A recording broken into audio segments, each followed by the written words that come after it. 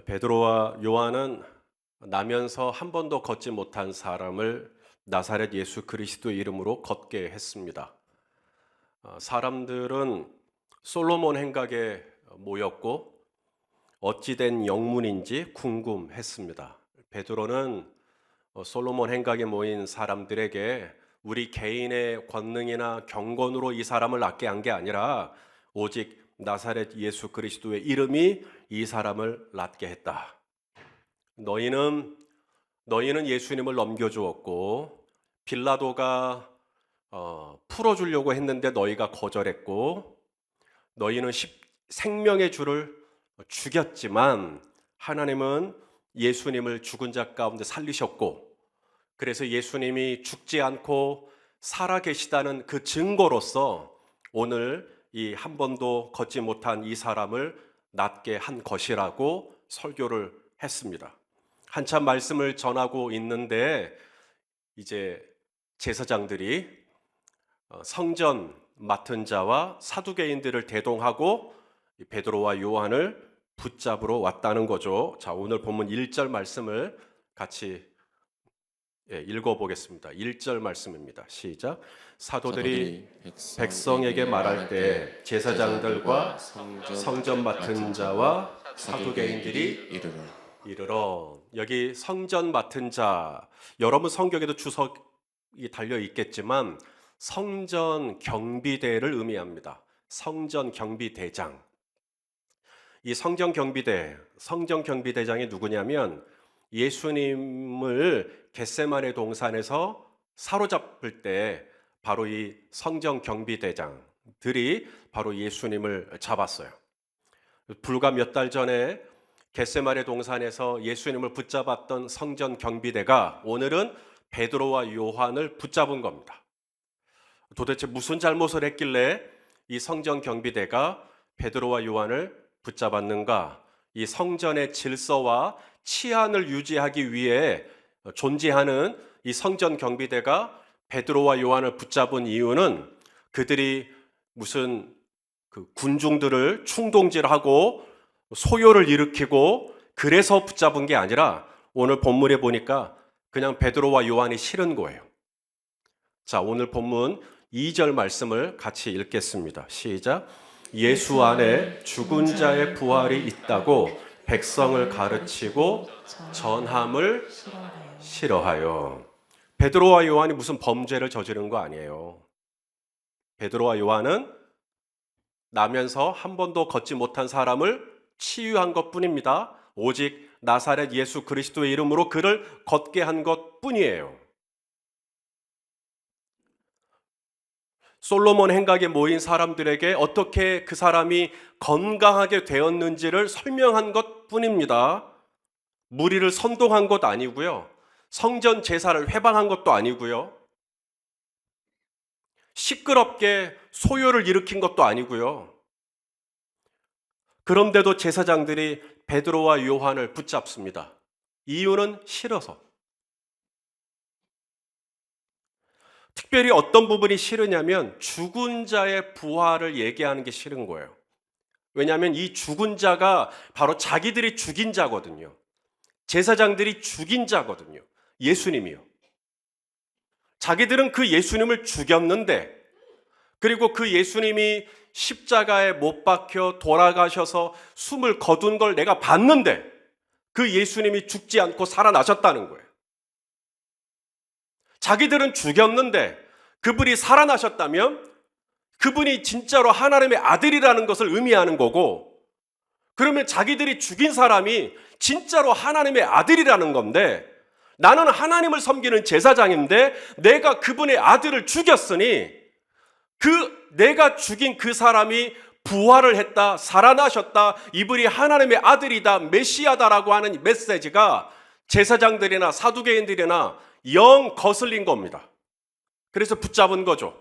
아무 말하지 말라고, 더 이상 말하지 말라고, 그분의 책을, 도서를 다 몰수하고 어떤 집회도 열지 못하도록 막아버리고.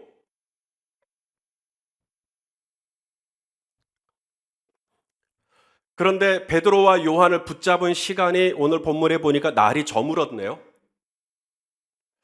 베드로와 요한이 기도 시간에 대해서 성전에 올라갈 때가 제9시 기도 시간이라 그랬거든요. 제9시면 우리로 말하면 오후 3시입니다. 오후 3시에 이 나면서부터 한 번도 걷지 못한 사람을 고치고 솔로몬 행각에 모인 사람들에게 설교를 하고 하는 과정에서 시간이 2-3시간이 훌쩍 지나간 거죠. 그리고 날이 저물었다는 겁니다. 랍비의 법에 따르면 날이 저물면 재판을 할 수가 없어요. 자, 오늘 본문 3절 말씀을 또 읽겠습니다. 시작. 그들을 잡음에 날이 이미 저물었으므로 이튿날까지 가두었으나. 베드로와 요한을 그 다음 날까지 가둔 이유는 그들이 그렇게 중요하게 여기는 법을 지키기 위해서거든요. 그런데 예수님을 신문할 때는 달랐죠. 예수님을 재판할 때는 꼭두 새벽에 재판했습니다. 그것도 졸속으로 재판했습니다. 예수님을 이미 죽이기로 결정하고 재판을 한 거죠. 그들이 생명처럼 여기는 법을 어겨가면서까지 예수님을 죽이는 데 혈안이 됐던 겁니다. 그래서 랍비들의 법을 어겨가면서까지. 그런데 오늘 베드로와 요한은 다음 날까지 재판을 보류합니다. 베드로와 요한은 붙잡혔고 솔로몬 행각에 모인 군중은 흩어져서 이대로 일단락되는 듯 했어요. 그런데 베드로와 요한은 붙잡혔지만 사도행전을 기록한 누가는 하나의 정보를 우리에게 더 가르쳐 줍니다. 자, 우리 4절 말씀을 또 읽어보겠습니다. 시작. 말씀을 들은 사람 중에 믿는 자가 많으니 남자의 수가 약 5천이나 되었더라. 일전에 오순절날 다락방에 성령이 임하고 사도들이 새 방언을 말하기 시작하고 베드로가 우리가 이렇게 방언으로 말하는 것은 예수님이 죽지 않고 살아계시기 때문이라고 설교를 했을 때 베드로의 설교를 듣고 회심한 유대인들이 몇 명이었죠? 3,000명이었습니다.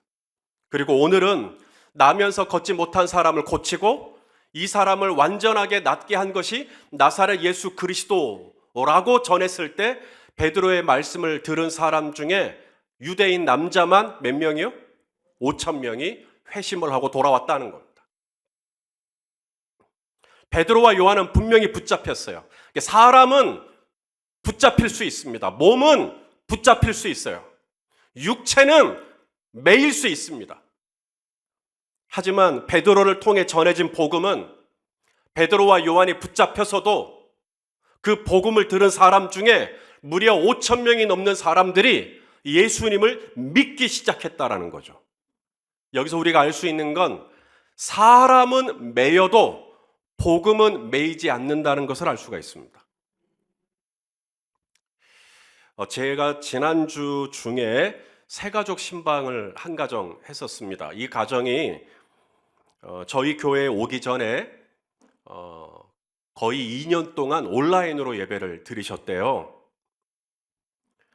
코로나가 시작이 되고 이 본당이 텅 비었었죠. 다 온라인으로 예배를 드렸으니까요. 저 혼자 이렇게 카메라를 보면서 말씀을 전하고, 물론 우리 교육자들이 있었지만 저 카메라를 보면서 혼자 말씀을 전할 때 제가 속으로 무슨 생각하는지 아세요? 내가 지금 뭐 하고 있나 그런 거예요. 지금 내가 이렇게 하는 게 맞나? 내가 이러려고 목사가 됐나? 막 이런 거 있잖아요. 그래서 그렇게 사역을 마치고 집으로 돌아가면 온 몸이 무거워가지고 녹초가 됐었거든요. 다음 주에도 이렇게 해야 되나? 그 다음 주에도 이렇게 해야 되나? 그렇게 꾸역꾸역 카메라를 보고 이 코로나 기간 동안 온라인 예배를 인도했었어요. 나는 너무나 무겁게 했어요. 나는 너무나 힘들게 했어요. 그런데 저는 그렇게 힘들게 하나님의 말씀을 전했고 이 온라인 예배를 감당을 했는데 하나님의 말씀은 살아있고 운동력이 있어서 온라인으로 예배를 드리는 중에도 하나님께서 작정하신 영혼은 구원하여 주시더라는 겁니다. 이 세 가정이 신방을 가서 얘기를 나눠보니까 남편분은 교회에 한 번도 등록을 한 적이 없어요. 근데 아내분이 이제 교회를 갈 수가 없으니, 교회당에 갈 수가 없으니 온라인으로 예배를 드린 겁니다. 저희 교회 예배를. 그러니까 남편분이 슬그머니 옆에서 이렇게 본 거죠. 이렇게 보다가 자세를 고쳐 앉으신 겁니다. 그리고 점점점 그 말씀이 이 남편분 안에 들어온 거예요. 막 이러면서. 그리고 코로나가 어느 정도 완화가 되고 이제 본당에서 모일 수 있는 기회가 됐다고 하니까 남편분이 교회 가자 그런 거예요, 교회당에. 그리고 저희 교회에 온 거죠. 그리고 예배를 드리신 겁니다. 그리고 이 교회는 등록하고 싶다. 남편분이요. 그래서 아내 되신 분이 너무 감사해서 등록을 하고 지난주에 이제 저의 신방을 이제 받게 된 거죠. 저는 꾸역꾸역 감당한다고 했어요. 저는 정말 이렇게 하는 게 맞나 하면서 감당한다고 했어요. 그런데 하나님 나라의 복음은 저의 이 애씀과 상관없이 그 카메라를 통해, 온라인을 통해 하나님께서 영생을 주시기로 작정한 영혼이라면 어떤 방법을 통해서든지 하나님이 일하신다라는 것을 확인하는 시간이었습니다. 지금도 저희 교회에서 온라인 예배를 드리면 용인에 계시는 문영철 이은 집사님이 온라인 예배를 드리십니다. 이분들은 경기도 용인에 사셔요. 그분들이 당신을 뭐라고 소개했냐면, 목사님 저희는 가나안 교회 성도입니다 그랬어요. 지금도 교회 안 다니세요. 그냥 온라인으로 저희 교회 예배를 드리시고 계십니다. 저는 늘 권합니다. 가까운 교회라도 가시라고. 그런데 현재로서는 아직까지 교회당으로는 못 돌아가고 온라인으로 저희 교회 예배를 드리시고 계십니다. 남편분 같은 경우에는 거의 신앙을 내려놨었는데 저희 교회 온라인 예배를 꾸준히 드리면서 남편분이 신앙의 회복을 하신 거예요. 그리고 지금은 어디까지 왔냐면 한번 교회를 찾아보고 싶다 정도까지 올라온 거예요. 그만큼 회복된 것도 제가 잘해서가 아니라 하나님께서 은혜를 주시기로 작정된 영혼은 온라인이라고 하는 네트워크를 통해서라도 하나님은 얼마든지 일하여 주시는 줄로 믿습니다. 여러분, 사도 바울도요, 전도 여행을 마치고 예루살렘에 돌아왔을 때 사도 바울을 기다리고 있던 건 결박이었습니다. 바울도 결박을 원치 않죠. 바울을 묶지 않았을 때, 바울이 결박되지 않았을 때 바울 혼자, 지구가 4,000km라고 하잖아요, 지구가. 그런데 혼자 2,000km를 걸어 다니면서 하나님의 말씀을 전했던 사람이 사도 바울입니다. 그를 내버려 두면 정말 온 세계가 복음화 됐을지도 모르겠어요. 그런데 웬일인지 그가 붙잡혔습니다. 그리고 감옥에 투옥이 됐습니다. 이제 하나님의 교회는 약해질 것 같았죠. 누가 봐도 바울이 붙잡혔으니 이대로 복음은 힘을 잃을 것 같은데, 바울은 붙잡혔으나 바울이 편지를 쓰거든요. 감옥 안에서 바울이 편지를 쓰니까 그 편지를 받은 교회들이 갈라디아 교회가, 또 에베소 교회가, 또 빌립보 교회가, 또 골로새 교회가, 또 고린도 교회가, 데살로니가 교회가, 교회들이 하나님의 말씀으로 말미암아 점점 세워지는 거예요. 바울의 몸은 붙잡혔지만 하나님의 말씀은 매이지 않기 때문에 하나님께서 영생을 주시기로 작정된 자라면 나의 몸의 매임과 상관없이, 베드로의 매임과 상관없이 하나님은 얼마든지 5,000명 이상을 믿는 자로 바꿔버릴 수 있는 하나님의 역사가 있다는 겁니다. 저는 사도행전 말씀을 읽을 때 이 말씀이 그렇게 제 마음에 와닿더라고요. 우리 사도행전 6장 7절 말씀을 한번 같이 읽어봤으면 좋겠습니다. 시작. 하나님의 말씀이 점점 왕성하여 예루살렘에 있는 제자의 수가 더 심히 많아지고 허다한 제사장의 무리도 이 도에 복종하니라. 뭐가 왕성해져요? 사람들의 숫자가 왕성해진 겁니까? 건물의 규모가 왕성해진 겁니까? 교회 예산이 왕성해진 겁니까? 말씀이 왕성해진 거예요.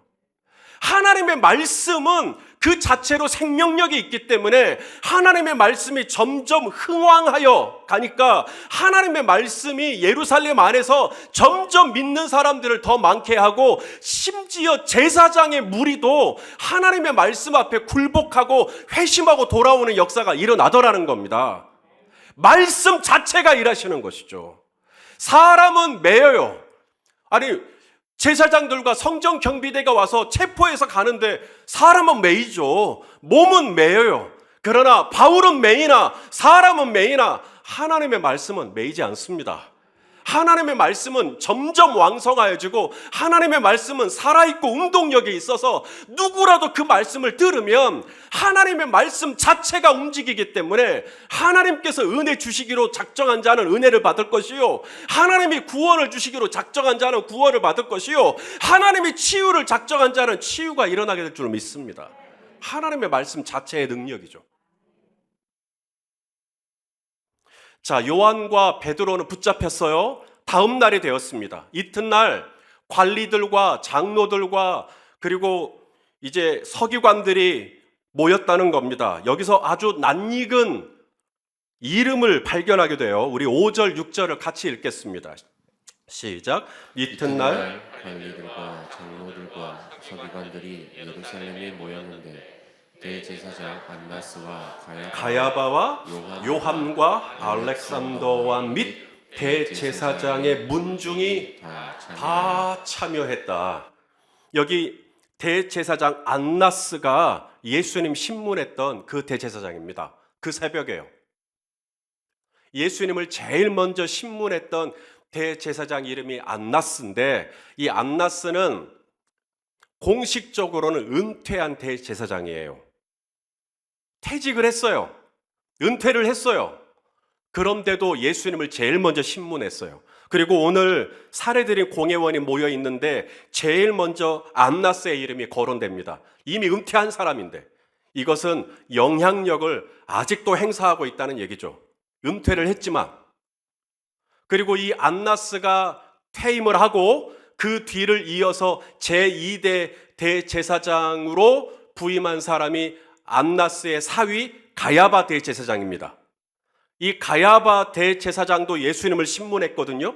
특히 예수님을 하나님의 아들이라고 하는 신성 모독죄로 예수님을 처형하기 위해 거짓 증인들까지 세워요.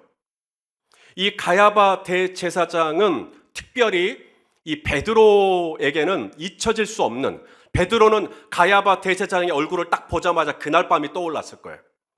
왜냐하면 가야바 대제사장의 집들에서 불을 쬐고 있다가 예수님 모른다고 3번이나 부인했기 때문이죠. 옛날 같았으면 이 안나스 대제사장, 가야바 대제사장, 요한과 알렉산더, 이것은 로마의 정치와 아주 결탁된 최고의 권세 있는 사람들, 대제사장의 문중들, 이들이 지금 완전히 둘러싸서 베드로와 요한을 지금 노려보고 있는 것인데, 옛날 같았으면 베드로 도망쳤죠. 무서워서 뒷공무니를 빼고 도망쳤죠. 그런데 오늘은 달라요. 살해되는 공회원들이 질문합니다. 무슨 권세로, 누구의 이름으로 이 일을 행하였느냐 추궁을 합니다. 그때 베드로가 말씀을 하기 시작하죠. 자, 오늘 본문 8절과 9절 말씀입니다. 읽어보시죠. 시작. 이에 베드로가 성령이 충만하여 이르되 백성의 관리들과 장로들아, 만일 병자에게 행한 착한 일에 대하여 이 사람이 어떻게 구원을 받았느냐고 오늘 우리에게 질문한다면, 이게 서론입니다. 이제부터 지금부터 하는 베드로의 말은 베드로가 하고 싶어서 하는 말이 아닙니다. 지금 베드로가 어떤 상태예요? 대답해 보세요. 지금 베드로가 어떤 상태예요? 두려움이 충만한 상태입니까? 불안에 충만한 상태입니까? 걱정에 충만한 상태입니까? 염려에 찌들어 있습니까? 무서워합니까? 지금 베드로는 성령으로 충만한 상태예요. 두려움이 충만한 상태가 아니라, 염려로 충만한 상태가 아니라 성령으로 충만한 상태입니다. 전에 가야바 대제사장의 집에 있을 때는 성령이 충만한 상태가 아니었죠. 그래서 예수님을 따라갈 때도 어떻게 따라갔다 그랬어요? 멀찍이 따라갔습니다. 성령 충만한 상태가 아니니까요. 하지만 오늘은 달라요. 오늘은 그때의 베드로가 아닙니다. 오늘은 베드로의 눈빛도 달라요. 베드로의 이 말도 달라요. 전에 같았으면 진즉 그만뒀죠. 진즉 도망쳤죠. 진즉 지쳤죠. 진즉 때려쳤죠. 전에 같았으면 두려움에, 걱정에, 염려에, 그러면서 완전히 포기했을 법하지만 오늘은 달라요. 오늘은 베드로가 달라져 있습니다. 이유는 하나예요. 그가 밥을 잘 먹었기 때문도 아니고 전날 잠을 잘 자서도 아닙니다. 오늘 베드로가 다른 이유는 성령으로 충만했기 때문입니다. 지금 베드로는 육체적으로는 구속이 된 상태예요. 묶여 있어요. 결박되어 있습니다. 하지만 베드로의 몸은 결박되어 있어도 베드로의 영혼은, 베드로의 믿음은 결박되어 있지 않죠. 그 의리의리한 사례들인 공회원들 앞에 있지만 베드로의 말투는 조금도 흔들리지 않습니다. 베드로는 주눅들지 않고 담대히 말합니다.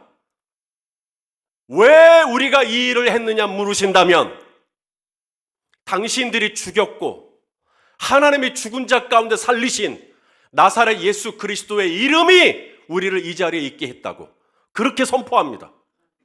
자, 우리 10절 말씀입니다. 우리 한번 읽어보시죠. 시작. 너희와 모든 이스라엘 백성들은 알라. 너희가 십자가에 못 박고 하나님이 죽은 자 가운데서 살리신 나사렛 예수 그리스도의 이름으로 이 사람이 건강하게 되어 너희 앞에 섰느니라. 저는 말씀을 준비할 때 이 사도행전 4장 10절 말씀이 너무 이렇게 제 마음 안에 감동으로 다가오는 거예요.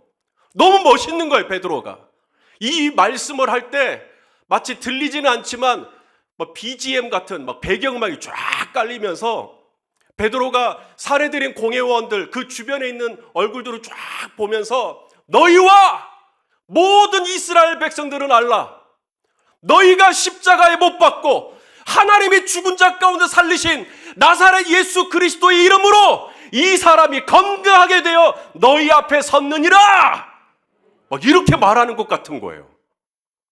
와, 베드로가 조금도 주눅들지 않고 전에 같았으면 나 저 사람 모른다고, 나는 저 사람이랑 함께 있지 않았다고 그랬을 베드로가 지금은 성령으로 완전히 충만한 상태가 되니까 그 살해드린 공회원들이 누굽니까? 몇 달 전에 내가 랍비오, 나이가 스승이라고 불렀던 예수님을 십자가에 못 박아 처형시킨 사람들이잖아요. 이 무시무시한 이 권세를 가진 사람들 앞에서 사도 베드로는 조금도 주눅들지 않습니다. 베드로는 계속 설교합니다. 11절 말씀입니다. 우리 11절 말씀을 또 읽어보겠습니다. 시작. 이 예수는 너희 건축자들의 버린 돌로서 집 모퉁이의 머릿돌이 되었느니라. 이게 생뚱맞게 무슨 얘기인가 싶겠죠. 하지만 지금 대제사장들은 이 말씀이 구약 성경 시편에 나와 있다는 걸 알고 있는 사람들이에요. 시편 118편 22절 23절 말씀을 사도 베드로가 인용하고 있는 겁니다. 자, 한번 읽어볼까요? 시작. 건축자가 버린 돌이 집 모퉁이의 머릿돌이 되었나니 이는 여호와께서 행하신 것이요 우리 눈에 기이한 바로다. 이 말씀을 익히 알고 있는 대제사장 문중들에게, 사례들인 공회원들에게, 서기관들에게, 바리새인들에게 너희가 버린 이 예수는 너희 건축자들의 버린 돌로서 집 모퉁이의 머릿돌이 되게 하셨느니라. 너희는 버렸지. 너희는 쓸모없다고 버렸지. 건축자가 이 돌은 쓸데없다고 버린 것처럼 너희는 나사렛 예수님을 버렸지. 너희는 그분을 죽였지. 십자가에 못 박아 죽였지. 하지만 하나님은 이 예수를 죽은 자 가운데 살리셨고 너희는 건축자의 버린 돌처럼 버렸지만 하나님은 이 예수님을 집 모퉁이의 머릿돌이 되게 하셨느니라.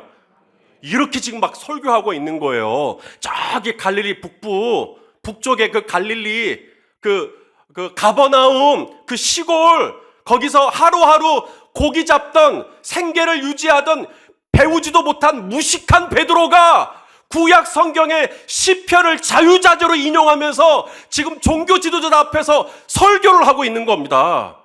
그러니 공회원들이 깜짝 놀랄 수밖에 없는 것이죠. 결론입니다. 이 말씀도 너무 의리의리한 말씀이에요. 자, 우리 12절 말씀입니다. 읽어보시죠. 시작. 다른 이로서는 구원을 받을 수 없나니 천하 사람 중에 구원을 받을 만한 다른 이름을 우리에게 주신 일이 없음이라 하였더라. 무슨 권세로 이 일을 행하였느냐? 누구의 이름으로 이 일을 행하였느냐? 물었을 때 사례들의 공회원들이 기대했던 제자들의 모습이 있어요. 바로 쫄아버리는 거죠. 왜냐하면 제자들은 자기들이 볼 때는 아무 권세가 없거든요. 아무 힘이 없는 사람들이거든요. 그런데 누구의 이름으로 무슨 권세로 이 일을 행하느냐 물으니까 이들의 눈빛이 전혀 흔들리질 않는 거죠. 말투도 너무 당당한 거죠. 이것은 공회원들이 예상했던 반응이 아닌 겁니다. 오히려 베드로는 지금 자기들 앞에 있는 정말 하늘을 나는 새도 떨어뜨릴 것 같은 이 무소불위의 권력을 가진 이 공회원들 앞에서 너희가 십자가에 못 박아 죽였지만 하나님은 이 예수님을 살리셨다고 우리가 이 일의 증인이라고 막 이야기하고 있는 이 제자들의 모습 속에서 공회원들은 깜짝 놀랄 수밖에 없는 것입니다. 대제사장의 집들에서 불을 쬐다가 나 저 사람 모른다고 했던 베드로가 아닌 거예요. 예수님의 빈 무덤을 보고도 부활을 믿지 못하고 갈릴리로 고기 잡으러 가버렸던 그 베드로가 아닌 거예요. 이제 지금 베드로는 그냥 베드로가 아니라 성령 충만한 베드로입니다. 성령 충만한 베드로니까 조금도 두려움이 없더라는 겁니다. 성령 충만한 베드로니까 어떤 권세도 어떤 힘도 베드로를 묶을 수가 없더라는 거죠. 베드로는 성령으로 충만하여 살벌하게 그지없는 공회원들 앞에서 담대하게 예수가 그리스도라고 전하기 시작합니다. 너희는 그분을 죽였으나 이 예수님은 지금도 살아있다. 우리가 이 일의 증인이다. 이 예수가 살아있기 때문에 나면서 한 번도 걷지 못한 이 사람이 건강하게 되어 너희 앞에 서 있는 거다.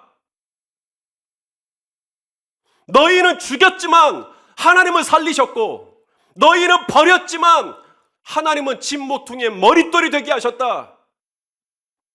오순절날 다락방에 성령이 임하고 우리로 방언을 말하게 하신 그 이름, 나면서 걷지 못한 일을 걷게 하고 뛰게 하실 수 있는 이름, 그 구원의 이름, 이 구원의 이름을 천하 사람 중에 다른 이로서는 구원을 받을 수 없다. 오직 나사렛 예수 그리스도의 이름만이 우리를 구원하여 주실 수 있다.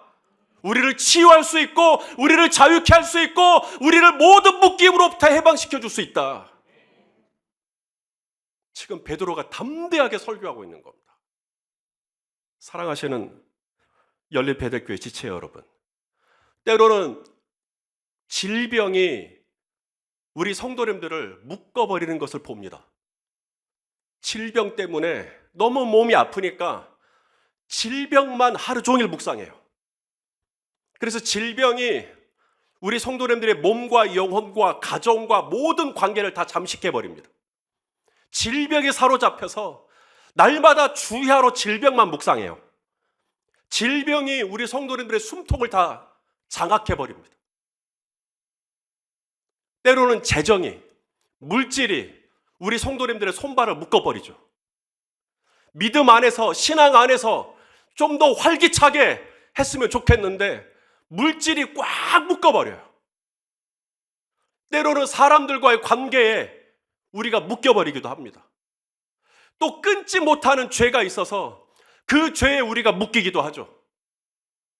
이 시간 살아계신 나사렛 예수 그리스도 이름으로 명령합니다. 모든 묶임으로부터 자유로워질지어다. 지금 온라인으로 예배하신 분들 중에도 오직 성령과 진리 위에 어떤 다른 힘에 결박되어 있는 분이 있다면 이 시간 살아계셔서 우리 가운데 생명으로 역사하실 수 있는 예수 그리스도의 이름으로 명령합니다. 모든 묶임으로부터 자유로워질지어다. 오직 성령만이 오늘 사도 베드로의 온 인격을 붙잡으니까 베드로가 완벽하게 달라진 것처럼 저와 여러분의 대안은 질병도 아니요, 물질도 아니요, 사람도 아니요, 저와 여러분에게 가장 필요한 은사와 간구의 제목은 성령 충만입니다.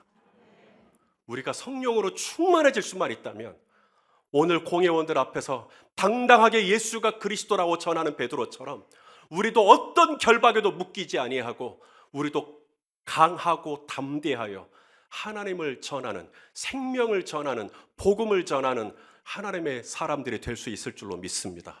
오늘 이 은혜가 함께 하시기를 주님의 이름으로 축복합니다. 기도하시겠습니다. 살아계셔서 오늘도 영으로 우리와 함께 하시는 예수님, 오늘 이곳에 계신 우리 성도님들 한 분 한 분을 주님의 이름으로 축복하여 주시옵소서. 나사렛 예수의 이름으로 일어나 걷게 하여 주시옵소서. 모든 묶임으로부터 풀어 주시옵소서. 사람 두려워하는 마음이 있습니까? 물질을 두려워하는 마음이 있습니까? 질병을 두려워하는 마음이 있습니까? 공무원 시험을 두려워하는 마음이 있습니까? 사업을 두려워하는 마음이 있습니까? 미래를 두려워하는 마음이 있습니까? 끊지 못하는 이 죄악을 언제쯤 벗어날 수 있을까? 두려워하는 마음이 있습니까? 예수 그리스도의 이름으로 자유케 하여 주시옵소서. 사람은 죽여도 하나님은 살리시고 사람은 버려도 하나님은 머릿돌이 되게 하시는 생명의 이름 예수 그리스도의 이름으로 기도합니다. 아멘.